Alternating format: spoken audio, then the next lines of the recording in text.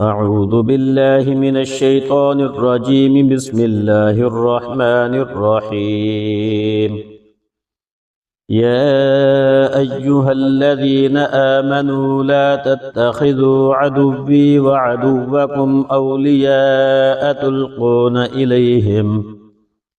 تلقون إليهم بالمودة وقد كفروا بما جاءكم من الحق يخرجون الرسول وإياكم أن تؤمنوا بالله ربكم إن كنتم خرجتم جهادا في سبيلي وابتغاء